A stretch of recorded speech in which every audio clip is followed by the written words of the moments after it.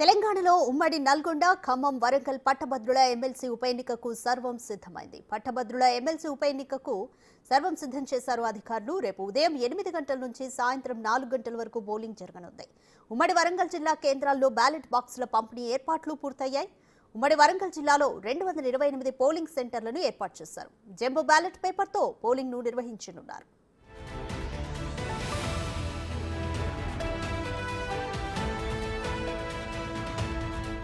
అసలు polling process ఏంటి, ఎలా ఓటు వేయాలి అనే పూర్తి సమాచారం మా ప్రతినిధి వేణు అందిస్తారు.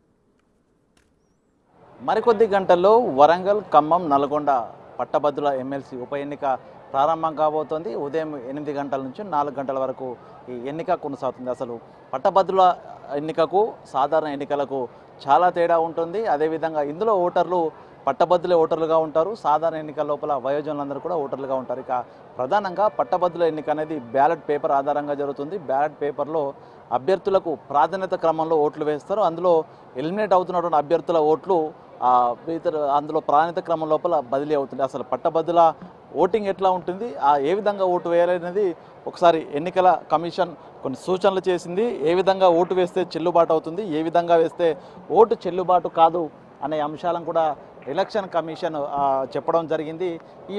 ఇట్లా మనకు డూస్ డోంట్స్ అంటూ ఇచ్చేటువంటి ఒక ఫ్లెక్సీని ప్రతి ఒక్క పోలింగ్ సెంటర్ ముందు కూడా అతికించడం జరుగుతుంది. దీనిలో ఏ విధంగా ఓటు వేయాలి అంటే చేయదగినవి డూస్, అదేవిధంగా ఏ విధంగా ఓటు వేయకూడదు, ఏ విధంగా వేస్తే చెల్లుబాటు కాదనేది డోంట్స్ అనే విధంగా దాదాపు ఇక్కడ పిక్టోరియల్ ఫామ్లో కూడా చూపిస్తుంటారు. అయితే ప్రస్తుతం మనకు నల్లగొండ, వరంగల్, ఖమ్మంకు సంబంధించి 42 మంది అభ్యర్థులు బరిలో నిలిచిన నేపథ్యం లోపల ఒక జంబో బ్యాలెట్ పేపర్ ఇస్తారు. దాదాపుగా అది 3 న్యూస్ పేపర్ల అంత సైజులో ఉంటుంది. దాన్ని అందుకే జంబో న్యూస్ పేపర్ అని పిలుస్తున్నారు. దానికి సంబంధించి ఓటు వేసిన తర్వాత జంబో బ్యాలెట్ బాక్స్ లోపల దాన్ని యథావిధంగా మడిచిస్తారు. అయితే ఇందులోపల ఎవరైతే ఓటర్ ఉంటారో పట్టభద్రులు వాళ్ళకి సంబంధించిన ఓటర్ స్లిప్పు, ఏదైనా 12 రకాల గుర్తింపు కార్డులు, ఆధార్ కావచ్చు, డ్రైవింగ్ లైసెన్సు, అదేవిధంగా 100 రోజుల పనికి సంబంధించినటువంటి ఎన్ఆర్ఈజీఎస్ పుస్తకం కావచ్చు, ఇతర ప్రభుత్వ సంస్థల నుంచి వచ్చిన ఐడి కార్డు కూడా ఏదైనా అక్కడ చూపిస్తే వాళ్లకు ఆ యొక్క బ్యాలెట్ పేపర్ ఇస్తారు. కౌంటర్ ఫైల్ మీద మన సిగ్నేచర్ తీసుకుంటారు. ఇక బ్యాలెట్ పేపరు ఈ విధంగా ఉంటుంది. ఇది ప్రస్తుతం అది ఒక మనము నమూనా చూస్తున్నాం. మనం ఈ విధంగా బ్యాలెట్ పేపర్ ఉంటుంది. ఇందులో మనకు ఇక్కడ నమూనా కాబట్టి 4 నెంబర్లు చూపించడం జరిగింది.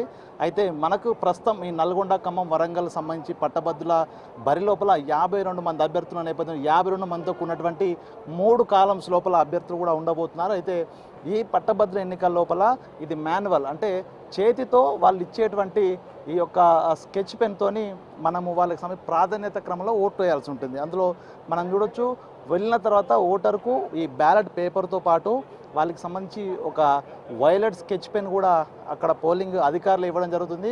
ఆ స్కెచ్ పెన్తో మాత్రమే మనము వాళ్ళకి నెంబరింగ్ ఇవ్వాల్సి ఉంటుంది. మనము స్వతహాగా పెన్ను, పెన్సిల్, మనం తీసుకెళ్ళినటువంటి స్కెచ్ పెన్ కానీ మనం తీసుకెళ్ళిన ఇతరత్ర ఏ మార్కర్ అయినా కూడా వాడినా కూడా ఆ ఓటునైతే చెల్లుబాటు కాదని పక్కకు పడేయడం జరుగుతుంది. కాబట్టి ఆ పోలింగ్ సెంటర్ లోపల పోలింగ్ అధికారులు ఇచ్చేటువంటి ఈ యొక్క వైలెట్ స్కెచ్ పెన్నే మనము నెంబరింగ్ కోసం ఉపయోగించాల్సి ఉంటుంది. మరోవైపు రెండవ పిక్టోరియల్ ఫామ్ మనం చూస్తే అభ్యర్థులు, ఇందులో పార్టీకి సంబంధించిన అభ్యర్థులు బరిలో నిలిచినప్పటికి కూడా సీరియల్ నెంబరు, అదేవిధంగా వారికి సంబంధించినటువంటి ఫోటో, దాని తర్వాత వాళ్ళ పేరు, ఇవి మాత్రమే ఉంటాయి. పార్టీకి సంబంధించిన గుర్తులు అసలు ఈ బ్యాలెట్ పేపర్లో ఉండవు. ఇది పట్టభద్రుల ఎమ్మెల్సీ ఎన్నికల్లో ఇది ఒక ప్రత్యేకత అని చెప్పుకోవచ్చు. ఇందులో పార్టీ గుర్తులు ఉండకుండా పేరు, వాళ్ళ ఫోటో ఉంటుంది. వాళ్ళ పక్కనే 4th కాలం లోపల ఖాళీ బాక్సులు ఉంటాయి.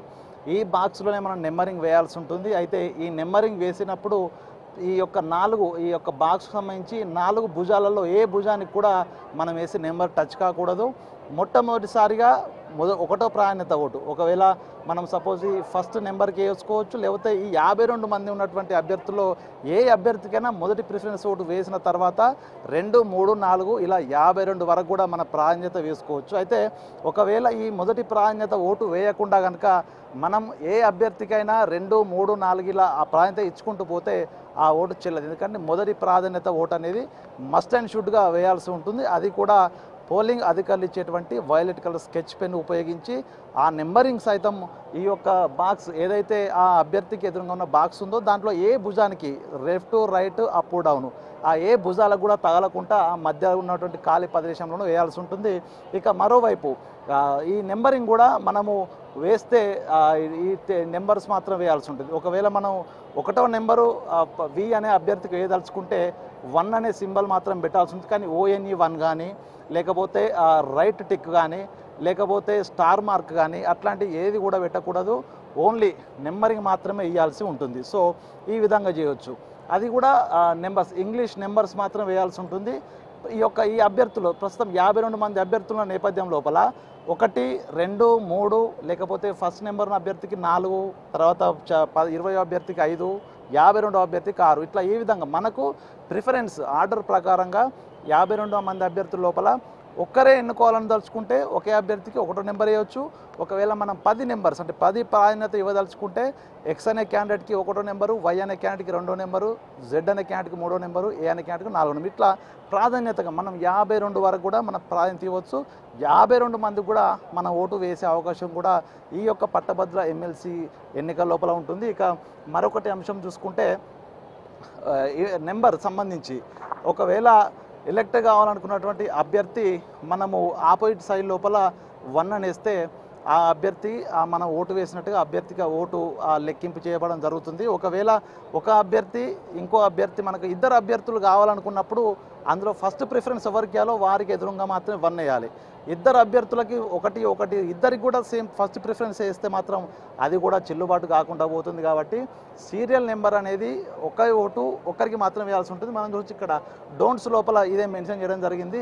ఇక్కడ సీరియల్ నెంబర్ 1లో ఉన్న K అనే అభ్యర్థికి 1వ నెంబర్ ఇచ్చారు, 1వ ప్రాధాన్యత ఇవ్వడు. అదేవిధంగా J అనేటువంటి అభ్యర్థికి మరలా అదే 1టే ప్రాధాన్యత ఇవ్వడం జరిగింది. అంటే 2 అభ్యర్థులకు మొదటి ప్రాధాన్యత ఓట్లు వేసినప్పుడు ఆ ఓటుకు చెల్లకుండా పోతుంది. అదేవిధంగా మనం ఒకవేళ అభ్యర్థికి ఓటు వేసి J అనే అభ్యర్థికి మనం 1వ నెంబర్ ఓటు వేయడం జరిగింది. ఆ తర్వాత ఇంకొక అభ్యర్థికి ఇక్కడ థంబ్ ఇంప్రెషన్ ఇవ్వడం జరిగింది.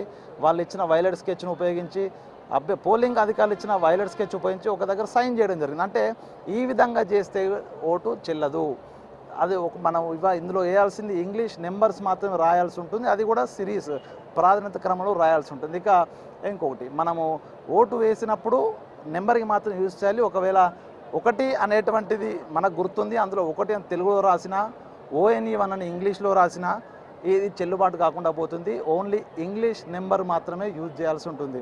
ఇక అభ్యర్థులకు సంబంధించి మనం ఒకసారి ఈ ప్రాధాన్యత క్రమం ఎట్లా వేస్తారనేది కూడా ఒకసారి మనం ఒక మోడల్ మనం చూస్తే మనము ఇందులో డమ్మీలో ఇక్కడ 4 అభ్యర్థులు మాత్రం ఇచ్చారు. కానీ మనకు 52 మంది అభ్యర్థులు ఉంటారు.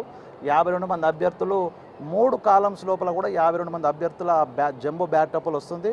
ఈ విధంగా మనం ఒక అభ్యర్థికి 1 ఇచ్చారు, 2వ అభ్యర్థికి 3ని ప్రిఫరెన్స్ ఇచ్చారు, 3వ అభ్యర్థికి 2వ ప్రిఫరెన్స్ ఇచ్చారు. అంటే ఈ విధంగా ప్రిఫరెన్స్ మనము ఏ విధంగా నచ్చితే అభ్యర్థులకు సంబంధించి మనకు ఆ అభ్యర్థికి ఎన్నో ప్రిఫరెన్స్ ఇవ్వాలి అనుకుంటే అన్నో ప్రిఫరెన్స్ ఇవ్వచ్చు. అంటే 52 మంది అభ్యర్థులు ఇప్పుడు బరిలో ఉన్న నేపథ్యం లోపల 52 ప్రిఫరెన్స్లు మనం ఇచ్చుకోవచ్చు. అంటే ఏ అభ్యర్థికి ఎన్నో ప్రిఫరెన్స్ అనేది కూడా మన నెంబరింగ్ ద్వారా ఆ ఓట్ లోపల మనం చూపించవచ్చు. ఇక ఒకవేళ ఇంగ్లీష్ నెంబర్స్ కాకుండా మనం ప్రిఫరెన్స్ ఇవ్వడానికి రోమన్ నెంబర్స్ కూడా యూజ్ చేయొచ్చు. మనం ఇక్కడ చూసాము రోమన్ నెంబర్స్ కూడా ఉంటాయి కాబట్టి రోమన్ నెంబర్స్ కూడా మనం యూజ్ చేయొచ్చు.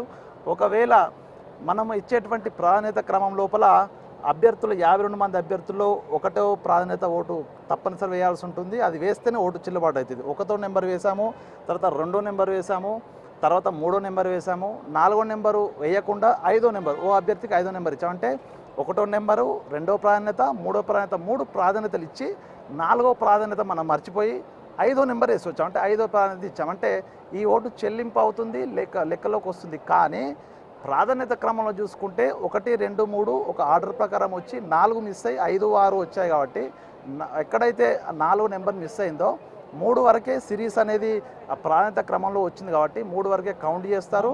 1, 2, 3 వరకు మాత్రమే ఆ ఎన్నికకు సంబంధించి ప్రాధాన్యత క్రమం లోపల ఓటు బదిలీ చేయడం జరుగుతుంది. ఎలిమినేషన్ రౌండ్ లోపల బదిలీకి జరుగుతుంది. అంటే 5వ ప్రాధాన్యత ఓటు అది అందులో లెక్కింపు రాదు. 5వ ప్రాధాన్యత ఓటు వచ్చేసరికి ఆ ఓటు చెల్లకుండా పోతుంది. 1, 2, 3 వరకు మాత్రమే ఆ ఓటు చెల్లుతుంది. మనకు డోంట్స్లో కూడా ఇచ్చారు, ఇలా తెలుగులో రాయకూడదు, అదేవిధంగా ఎటువంటి సిగ్నేచర్లు వేయకూడదు. అదేవిధంగా మన అత్యంత ప్రాధాన్యమైన అంశం కూడా ఒకసారి చూస్తే ఇక్కడ అభ్యర్థికి నెంబరింగ్ ఇచ్చాడు ప్రాధాన్యత క్రమము, మొదటి ప్రాధాన్యత ఓటు. కానీ 2 అభ్యర్థుల మధ్యలో ఉన్నటువంటి ఒక లైన్ టచ్ చేశాడు, ఒక భుజాన్ని టచ్ చేశాడు ఈ బాక్స్ లోపల, అంటే ఈ ఓటు కూడా చెల్లుబాటు కాదు. మనం ఇచ్చే వరుస ప్రాధాన్యత క్రమం లోపల ఏ నెంబర్ వేసినా, ఒకటో ప్రాధాన్యత ఇచ్చి, రెండో ప్రాధాన్యత ఇచ్చి, మూడో ప్రాధాన్యత ఇచ్చి ఒక నెంబర్ ఇలా టచ్ చేసి రాస్తే మాత్రము అది చెల్లుబాటు కాకుండా పోతుంది. అదేవిధంగా మనం ఒక అభ్యర్థికి ఒకటే అభ్యర్థికి ఓటేయదలుచుకున్నప్పుడు ఆ అభ్యర్థి ఒకటో నెంబర్ ఇస్తే సరిపోతుంది. కానీ ఇక్కడ 1, 2 నా ఫస్ట్ ప్రిఫరెన్స్ జే అనే అభ్యర్థే, సెకండ్ ప్రిఫరెన్స్ జే అనే అభ్యర్థే అని కొంత అత్యుత్సాహంతో ఒకవేళ కనుక ఒకటో ప్రాధాన్యత, రెండో ప్రాధాన్యత, మూడో ప్రాధాన్యత ఒకే అభ్యర్థి కానీ మనం కనుక వేస్తే అది కూడా చెల్లుబాటు కాకుండా పోతుంది. కాబట్టి ఇది ఈ పట్టభద్రుల ఎమ్మెల్సీ ఎన్నిక అనేది కొంత మన సాధారణ ఎన్నికల కంటే కూడా కొంత వినూత్నంగా ఉంటుంది. ఈ ఓటు బదిలీ కూడా జరుగుతుంది. అంటే ఒకటో నెంబర్ ఇస్తే ఒకటో ప్రాధాన్యత ఓట్లతోని కనుక అభ్యర్థికి పోలైన ఓట్ల కంటే 50% ప్లస్ అయితే అక్కడితోనే ముగుస్తుంది. ఒకవేళ ప్రతి అభ్యర్థికి కూడా 50% ఎవరు క్రాస్ చేయకపోతే సెకండ్ ప్రాధాన్యత ఓటు అనేది అప్పుడు మొదటి స్థానానికి వస్తుంది. దానికి మొదటి ఓటు ఉన్నంత విలువ వచ్చి ఓటు బదిలీ అనేది జరుగుతుంది. సో ఆ ఓటు బదిలీ కూడా ఎట్లా జరుగుతుందో ఒకసారి మనం చూద్దాము.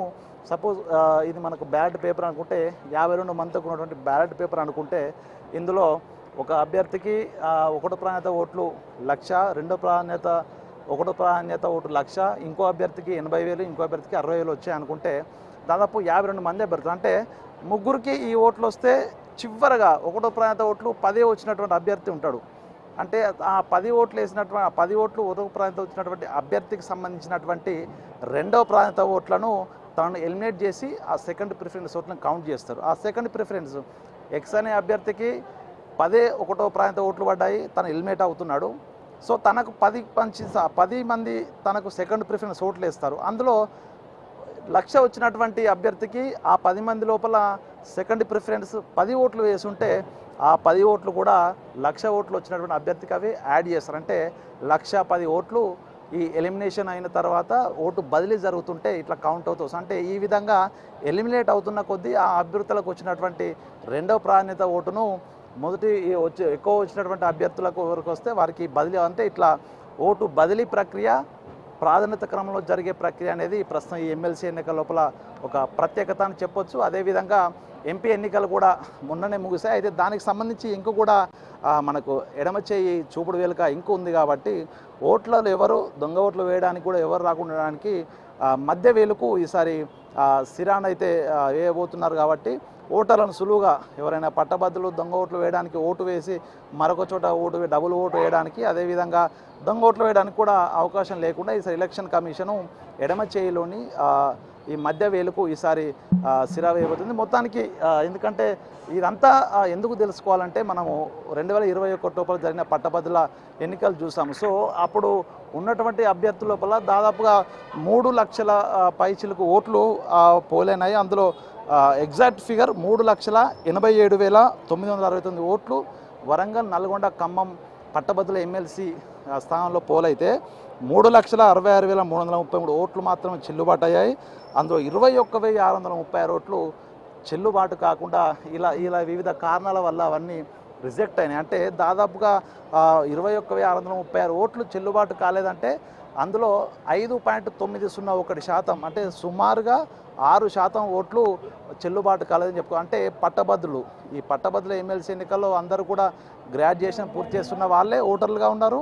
వాళ్ళందరికీ ఓటింగ్ విధానం తెలుసు, ఓటు బదిలీ ప్రక్రియ తెలుసు, ప్రాధాన్యత క్రమం కూడా తెలుసు. అయినప్పటికీ కూడా దాదాపు 6% ఓట్లు చెల్లకుండా పోయాయంటే కొంత అవగాహన లోపం అనుకోవాలా, లేకపోతే వారు ఏ విధంగా ఓటు వేస్తారనేది కూడా తెలుసుకోకుండానే ఓటింగ్కి వెళ్ళారని కూడా తెలుసు. అంటే ఆ స్థాయి లోపల పట్టభద్రులు అయి ఉండి కూడా ఓట్లు చెల్లకుండా పోతున్నాయంటే కూడా కొంత సిగ్గుపడాల్సిన అంశమే. కాబట్టి ఏదైతే ఎలక్షన్ కమిషన్ ఏ విధంగా ఓటు వేయాలని సూచిస్తుందో అదే విధంగా నెంబరింగ్ ఇవ్వడము, ప్రాధాన్యత క్రమం ఇవ్వడము, ఫస్ట్ ప్రిఫరెన్స్ ఓటు తప్పకుండా వేయడము, అది కూడా పోలింగ్ అధికారులు ఇచ్చేటువంటి వైలెట్ స్కెచ్ను ఉపయోగించడము, ఓటు వేసినప్పుడు ప్రాధాన్యత క్రమం వేసినప్పుడు అభ్యర్థికి ఉన్న బాక్స్ లోపల ఏ భుజం కూడా లెఫ్ట్ రైట్ అప్ డౌన్ సంబంధించి ఏ భుజాన్ని కూడా టచ్ కాకుండా ఆ మధ్యలో ఉన్న గ్యాప్లో మాత్రం ఓటు వేయాల్సి ఉంటుంది. అనవసరమైన సంతకాలు, అనవసరమైన గుర్తులు, టిక్కులు, లేకపోతే ఆ స్టార్ మార్కులు, దానికి సంబంధించిన స్లోగన్స్ కానీ లేకపోతే అక్కడ వారికి సంబంధించి ఏదైనా మార్కులు చిహ్నాలు పెట్టేటువంటి ఏ ప్రయత్నం చేసినా కూడా ఆ ఓటు చెల్లుబాటు కాకుండా పోతుంది. కాబట్టి పట్టభద్రులు అందరూ కూడా చదువుకున్న విద్యావంతులు కాబట్టి ఓటు మురిగిపోకుండా, ఓటు రిజెక్ట్ కాకుండా ప్రతి ఒక్కరూ ఆ, ఏదైతే ఎలక్షన్ కమిషన్ నిబంధనలు దాని ప్రకారంగా ఓటు వేయాలని బిగ్ టీవీ ప్రతి ఒక్క పట్టభద్రుని కూడా చెప్తుంది. మొత్తానికి గత సంవత్సరంలో ఉన్నటువంటి 6% చెల్లని ఓట్లు ఈసారి ఒక్కటి కూడా రాకుండా ఉండడానికి ప్రతి ఒక్క పట్టభద్రుడు కూడా నియమాలకు అనుగుణంగా కూడా ఓటు వేయాలంటూ కూడా బిగ్ టీవీ సూచిస్తుంది. సో మొత్తంగా ఓవరాల్గా మనం చూస్తాం. ఇది ఒకవేళ ఓటింగ్ కోసం వెళ్ళినటువంటి అభ్యర్థులకు తమ పోలింగ్ స్టేషన్ ముందు కూడా ఇదే ఫ్లెక్సీ అంటించి ఉంటుంది. ఈ ఫ్లెక్సీ ఉంటుంది. సో ఆ ఓటింగ్ లోపలికి వెళ్ళేటువంటి ద్వారం వద్ద ఈ ఫ్లెక్సీ కూడా ఉంటుంది కాబట్టి ప్రతి ఒక్కరు ఈ యొక్క నియమాలన్నీ తెలుసుకున్న తర్వాతనే వెళ్ళి ఓటు వేయాలి. ప్రతి ఒక్కరు కూడా తమ ఓటు రిజెక్ట్ కాకుండా నియమం ప్రకారం ఓటు వేసి ఆ యొక్క ప్రజాస్వామ్యంలో ఒక హక్కును ఉపయోగించుకోవాలంటూ కూడా బిగ్ టీవీ కోరుతుంది. మొత్తానికి ఇది చూస్తాం. ఇది పట్టభద్రుల ఎమ్మెల్సీ ఎన్నికకు సంబంధించి ఓటింగ్ ఏ విధంగా వేయాలి, ఎట్లా వేస్తే చెల్లుతుంది, ఏ విధంగా వేస్తే చెల్లదు. సో మొత్తంగా ఓటర్లందరూ కూడా రేపు 8 గంటలకు ప్రారంభమయ్యేటువంటి ఓటింగ్లో పాల్గొని తమ ఓటు హక్కును వినియోగించుకోవాలని బిగ్ టీవీ